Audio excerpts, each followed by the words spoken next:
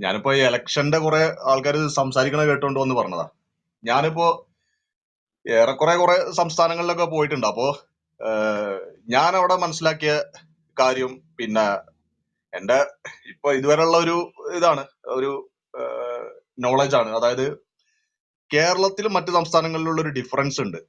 കേരളത്തിലുള്ള ഇപ്പൊ B J പിക്ക് വേണ്ടി എത്ര വർക്ക് ചെയ്താലും ബി ജെ പി വരാതിരിക്കാനുള്ള ഒരു കാര്യം, എന്റെ ഒരു അഭിപ്രായത്തിൽ പറയണെങ്കിൽ, ഒരു ഇപ്പൊ ഞാൻ കണ്ടിട്ടുണ്ട്. ഇപ്പൊ മുസ്ലിം കമ്മ്യൂണിറ്റിയിലുള്ള വിശ്വാസികളാണെന്നുണ്ടെങ്കിൽ അവർ ഭയങ്കര പ്രൗഡ് മുസ്ലിംസാ. ഞങ്ങള് പ്രൗഡാണെന്ന് പറയും. പിന്നെ അതുപോലെ തന്നെ ക്രിസ്ത്യൻസും ഞങ്ങളെ വിശ്വാസത്തിൽ പ്രൗഡാണെന്ന് പറയും.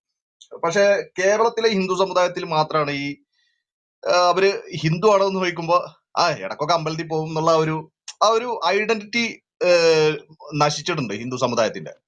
ഞാനത് കേരളത്തിൽ മാത്രമേ കണ്ടിട്ടുള്ളൂ. അതിന്റെ ഉദാഹരണമാണ് ഇപ്പോ ഒരു ഹിന്ദു ആയിട്ടുള്ള ഒരാളോട് ഇപ്പോ അവൻ ഫസ്റ്റ് തന്നെ അവൻ സെക്കുലർ ആണെന്ന് തെളിയിക്കുക, അല്ലെങ്കിൽ ഞാൻ മതേതരത്വം ഉള്ള ഒരാളാണെന്ന് തെളിയിക്കുക, ഞാൻ ബീഫ് കഴിക്കുന്ന ആളാണ് കേട്ടോ എന്നൊക്കെ പറഞ്ഞ. അപ്പൊ ഞാൻ ബീഫ് കഴിക്കും, മറ്റേരൊക്കെ മറ്റേ ചാണകങ്ങളാണെന്നൊക്കെ പറയും. പക്ഷെ ഒരു മുസ്ലിമിനെ സംബന്ധിച്ച് നിങ്ങൾ അയാളോട് അവനോടൊരു ചോദ്യം വരുന്നില്ല, നീ പന്നി കഴിക്കോ എന്നുള്ളത്. അവൻ മുസ്ലിം ആണ് എന്നുണ്ടെങ്കിൽ അത് എന്താ പറയാ, ഡിഫാക്റ്റോ അവൻ പന്നി കഴിക്കൂല. അതിപ്പോ അവന് ഏത് തരം ആളായിക്കോട്ടെ. അപ്പൊ അങ്ങനെയാണ് അതിന്റെ ഒരു വിചാരം. അപ്പൊ ഈ ഒരു ഐഡന്റിറ്റി നഷ്ടപ്പെടുമ്പോഴാണ് ഇപ്പൊ ബി ജെ പി എന്ത് പറഞ്ഞാലും ഹിന്ദു സമുദായത്തിന് വേണ്ടി പ്രവർത്തിക്കുന്ന ഒരു പാർട്ടിയാണ്. ആകെ ഇന്ത്യയിൽ അങ്ങനെ ഒരു പാർട്ടി ഇപ്പോൾ ഉള്ളത് ബി ജെ പി മാത്രമാണ്. ഹിന്ദു സമുദായം എന്ന് പറഞ്ഞു കഴിഞ്ഞാൽ ഈ സംസ്കാരം, ഈ ഭാരതത്തിലുള്ള ഈ ഒരു സംസ്കാരത്തിന് വേണ്ടിയിട്ട്. അപ്പോ അതിനെ സപ്പോർട്ട് ചെയ്യണമെന്നുണ്ടെങ്കിൽ അത്തരത്തിലുള്ള ആൾക്കാർ വരണം. ഇപ്പോ ഇവൻ ഞാൻ മറ്റു സംസ്ഥാനങ്ങളിലൊക്കെ നോക്കുകയാണെങ്കിൽ, ഇപ്പൊ ആന്ധ്രയാണെങ്കിലും കർണാടക, മഹാരാഷ്ട്ര, ഇവിടെയൊക്കെ ആണെങ്കിലും യു പി ആണെങ്കിലൊക്കെ, അവിടെ ഒരു ഹിന്ദുവിനോട് ബീഫ് കഴിക്കും എന്നുള്ള ഒരു ചോദ്യമല്ല. അവനത് കഴിക്കേണ്ടത് തന്നെ അവനതൊരു കുറച്ചിലോ അങ്ങനെയാണ്. അതൊരു ഐഡന്റിറ്റിയുടെ ഒരു ലോസ് ആണ് ശരിക്കും കേരളത്തില്. പിന്നെ വേറെ ഈ പറഞ്ഞ കാര്യങ്ങള്, ഇപ്പോ പല ആൾക്കാരും, ഞാൻ കുറെ ക്ലബ് ഹൗസിൽ ഉണ്ടായിരുന്നില്ല. അപ്പൊ പല ആൾക്കാരും എന്നോട് ചോദിച്ചിട്ടുണ്ട്, ഈ ശ്രീരാമ ജന്മഭൂമിയിൽ രാമന്റെ ക്ഷേത്രം വേണോ, ദൈവം എല്ലായിടത്തും ഇല്ലേ, അപ്പൊ അത്ര ആവശ്യമൊക്കെ ഉണ്ടോ എന്ന് എന്നോട് ഹിന്ദു ആയിട്ടുള്ള ആൾക്കാരനെ ചോദിച്ചിട്ടുള്ളത്. അപ്പൊ ഞാൻ അവരോട് പറയാറുള്ളത്, ഓരോ സംസ്കാരത്തിനും ഒരു ഐഡന്റിറ്റി, ഓരോ സിമ്പിൾസും ഉണ്ട്. ഇപ്പൊ മുസ്ലിങ്ങളും പറയണത് പടച്ചോന് എന്ന് പറഞ്ഞാൽ എല്ലായിടത്തും ഉണ്ട് എന്നാ പറയണത്. അവരങ്ങനെയാണ് പറയുന്നത്. അതുപോലെ ക്രിസ്ത്യാനികളും പറയണത്. പക്ഷെ ഈ പറഞ്ഞതുപോലെ റോമില് ചർച്ച് ഉണ്ട്, അതാണ് അവിടുത്തെ ഒരു എപ്പി സെന്റർ ഇപ്പൊ ക്രിസ്ത്യാനികളെ. ഇപ്പൊ മുസ്ലിങ്ങളെ നോക്കുകയാണെങ്കിൽ മക്കയാണ്, അവരെല്ലായിടത്തും പടച്ചോണ്ട് എന്ന് പറയുമെങ്കിലും അവിടെ മക്കയിൽ പോയിട്ടാണ് ഹജ്ജ് ചെയ്യണം. അവരെ പ്രൈം ഇമ്പോർട്ടൻസ് എന്ന് പറഞ്ഞാൽ മക്ക മദീനക്കാണ്. അപ്പോ എല്ലാ കൾച്ചറിനും ഒരു ഐഡന്റിറ്റി ഉണ്ട്. ഇപ്പൊ നമ്മള് ഒരു വീടില്ലാത്തൊരു അവസ്ഥ വന്ന എങ്ങനെ, അതേപോലെയാണ് ഈ രാമജന്മഭൂമി ടെമ്പിൾ, അതുപോലെ തന്നെ കാശി വിശ്വനാഥ അമ്പലം, ഈ കൃഷ്ണന്റെ ജന്മസ്ഥലം, ഇതൊന്നും ഇല്ലാന്നുണ്ടെങ്കിൽ ഒരു വീടില്ലാത്ത, അല്ലെങ്കിൽ ഒരു നാഥനില്ലാത്ത ഒരു രീതിയിലാണ് ഹിന്ദു സിസ്റ്റം പോയിക്കൊണ്ടിരിക്കുക. ലോകത്ത് ഇപ്പൊ ദൈവം എന്നുള്ള കൺസെപ്റ്റ് എല്ലായിടത്തും ഉണ്ട് എന്നൊക്കെ തന്നെ എല്ലാവരും പറയണത്. അപ്പൊ ഈ ഒരു ഐഡന്റിറ്റീനെ ഏറ്റവും കൂടുതൽ ആക്രമിക്കുന്ന ഒരു പാർട്ടി എന്ന് പറഞ്ഞു കഴിഞ്ഞാൽ കമ്മ്യൂണിസ്റ്റ് പാർട്ടിയാ. കമ്മ്യൂണിസ്റ്റ് പാർട്ടിയിലെ ആൾക്കാർ, അത് ഒന്നാമത് ഇത് കറപ്റ്റഡ് ആണ്. അതിന്റെ ഒരു കാര്യം കൂടെ ഞാൻ പറയാം.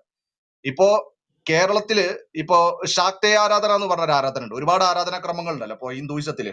അതിലെ ഒരു ഭാഗമാണ് ഈ പറഞ്ഞ കൗളാചാരം, പറഞ്ഞ ഈ സംഭവമൊക്കെ.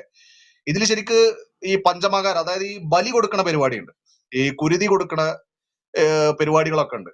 അപ്പൊ അത് ഹിന്ദു സമുദായത്തിലുള്ള പല ആൾക്കാരോടും ചോദിച്ചു കഴിഞ്ഞാൽ അത് ഭയങ്കര ഒരു മോശമല്ലേ കുരുതി എന്നൊക്കെ പറയും.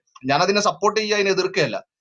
പക്ഷെ ഇതിനെതിരായിട്ടാണ് EMS 1960-കളിൽ ഒരു നിയമം കൊണ്ടുവന്നിട്ടുണ്ട്. അതായത് ബലി ഇല്ലാതാക്കണം. അതായത് അമ്പലങ്ങളിലുള്ള ബലി എന്ന് മാത്രമാണ്, മതപരമായ സ്ഥലങ്ങളിലുള്ള ബലി എന്ന് പറഞ്ഞിട്ടില്ല. അങ്ങനെയാണെന്നുണ്ടെങ്കിൽ മുസ്ലിങ്ങൾക്ക് വലിയ പെരുന്നാൾ ആഘോഷിക്കാൻ കഴിയില്ല. കാരണം അമ്പലത്തിൽ ഒരു കോഴി വെട്ടുന്ന പോലല്ല, ഒരു കൊല്ലത്തില് ലക്ഷക്കണക്കിന് ആടിനെയും പോത്തിനെയും ഒട്ടകത്തിനെയാണ് വെട്ടുന്നത്. പക്ഷെ അത് ഭയങ്കര പുണ്യമായ ഒരു രീതിയിലാണ് മുസ്ലിങ്ങൾ. അതാണ് ഞാൻ പറഞ്ഞത് പ്രൗഡ് മുസ്ലിങ്ങൾ എന്ന് പറയുന്നത്. അല്ലെങ്കിൽ ക്രിസ്ത്യാനികൾ ഇതുപോലെ ഈസ്റ്ററിന് വെട്ടുമ്പോൾ അവരത് പ്രൗഡായിട്ട് കണക്കാക്കുക.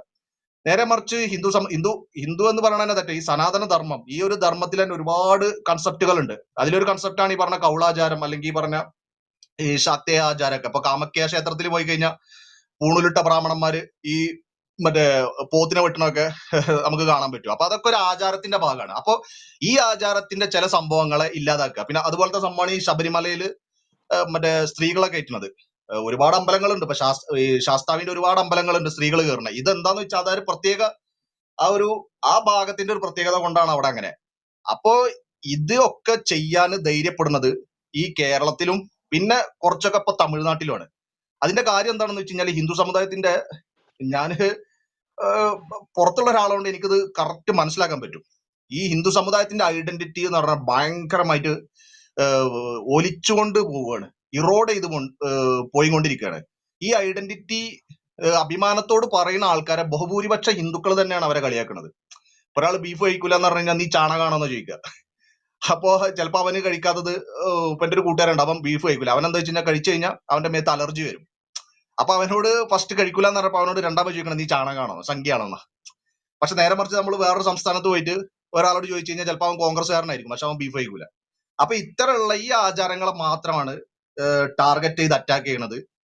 ഈ ആചാരങ്ങളെ അപ്പൊ ഇതിന് സത്യം പറഞ്ഞാൽ കേരളത്തിൽ BJPക്ക് ഒരു അടിത്തറമാണെന്നുണ്ടെങ്കിൽ ഞാൻ അത് CPM-ന്റെ കാര്യമൊന്നല്ല. അപ്പൊ CPM-ല് ഞാൻ അറിയുന്ന CPM-ലുള്ള 90% അടുത്തുള്ള ആൾക്കാർ, 80 to 90% ഹിന്ദുക്കളായിട്ടുള്ള ആൾക്കാരാണ്. അതിലിപ്പോ നമ്മള് ഈ ഹിന്ദുക്കളെ നോക്കുകയാണെങ്കിൽ തന്നെ അവരൊക്കെ വിശ്വാസികളാണ്. ഇപ്പൊ കണ്ണൂർ ഭാഗത്തൊക്കെ നോക്കിക്കഴിഞ്ഞാൽ ഭയങ്കര CPM-ന്റെ ആൾക്കാരായിരിക്കും. അവര് തെയ്യത്തിനും അതുപോലെ തന്നെ ഈ കാളി വിശ്വാസിയൊക്കെ ആയിരിക്കും, കാളി ആരാധനയൊക്കെ കൊണ്ടുപോകുന്ന ആൾക്കാരായിരിക്കും. അവർക്ക് അവരുടെ ഉള്ളിലേക്ക് ഈ ഒരു എന്താ പറയാ ഈ ഒരു ഈ ഹിന്ദു ഐഡന്റിറ്റി എത്തണില്ല. അതാണ് അവരുടെ മെയിൻ പ്രശ്നം. അവരൊരു പ്രൗഡ് ആവണില്ല. മീൻസ് ഇതിൽ ഞാൻ നേരെ മറിച്ച് മറ്റു സമുദായങ്ങളൊക്കെ അതിൽ ഭയങ്കര പ്രൗഡാണ്. അതന്നെയാണ് ഈ കേരളത്തിലെ ബേസിനൊരു പ്രശ്നം എന്നുള്ളതാണ് എനിക്ക് മനസ്സിലായിട്ടില്ല. അത് ഐഡന്റിറ്റി ഉണ്ടായി കൊടുക്കണം. പിന്നെ ഈ ഇപ്പോ എന്റെ നാട് മലപ്പുറമാണ്. മലപ്പുറത്തൊക്കെ കുറ്റിപ്പുറം പല ഭാഗങ്ങളിലൊക്കെ പണ്ട് ടിപ്പു അറ്റാക്ക് ചെയ്ത ഇപ്പൊ അടുത്ത് കുറ്റിപ്പുറത്ത് ഭാരതപ്പുഴയുടെ അടുത്തുള്ള ഒരു സുബ്രഹ്മണ്യ ക്ഷേത്രം അത് ടിപ്പു തകർത്തതാണ്. പിന്നീട് അത് ഒരു മുസ്ലിം കുടുംബത്തിന്റെ പേരിലാണ് ആ അമ്പലം സ്ഥലങ്ങളൊക്കെ രജിസ്റ്റർ ചെയ്തിട്ടുണ്ടായിരുന്നത്. അവിടെ കേസ് നടന്നിട്ട് ഇപ്പൊ അവിടെ മറ്റേ ഇതൊക്കെ പൂജാകർമ്മങ്ങളൊക്കെ ചെയ്തുകൊണ്ടിരിക്കുകയാണ്. അപ്പൊ അത്തരത്തിലുള്ള തിരിച്ചുവരവുകൾ ചില സ്ഥലങ്ങളിൽ നടക്കുന്നുണ്ട്. ഇത് എന്താണെന്ന് വെച്ചാൽ ഇതൊരു ഐഡന്റിറ്റി തന്നെയാണ്. ഇപ്പൊ ഞാൻ ഈ അമ്പലത്തിന്റെ പറഞ്ഞതുപോലെ ഒരു അഭിമാനത്തിന്റെ കാര്യമാണ്. നമ്മളൊരു പഴയ തറവാട് തിരിച്ചു പിടിക്കുക, അല്ലെങ്കിൽ നമുക്കൊരു വീട് പണിയെന്നൊക്കെ പറഞ്ഞാൽ അത് നമ്മളൊരു പ്രൗഡിനെ എഫക്ട് ചെയ്യണല്ലോ, നമ്മളൊരു പേഴ്സണൽ പ്രൗഡ്. അതുപോലെ ഓരോ കമ്മ്യൂണിറ്റിക്ക് ഒരു പ്രൗഡ് ഉണ്ട്, ഒരു ഐഡന്റിറ്റി ഉണ്ട്. അത് ഉണ്ടാകുമ്പോഴാണ് ശരിക്കും ഈ ഹിന്ദു സമുദായത്തിൻ്റെതായിട്ടുള്ള കാര്യങ്ങൾക്കും പ്രാധാന്യം ഉണ്ടാവുള്ളൂ, അല്ലെങ്കിൽ അത്തരം പ്രാധാന്യം കൊടുക്കുന്ന പാർട്ടികൾ ഭരണത്തിൽ വരുള്ളൂ. ഇതാണ് എനിക്ക് പറയാനുള്ളത്.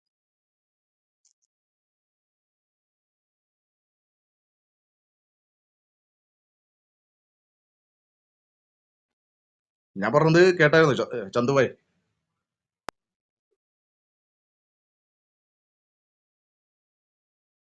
കേട്ടോ കേട്ടോ.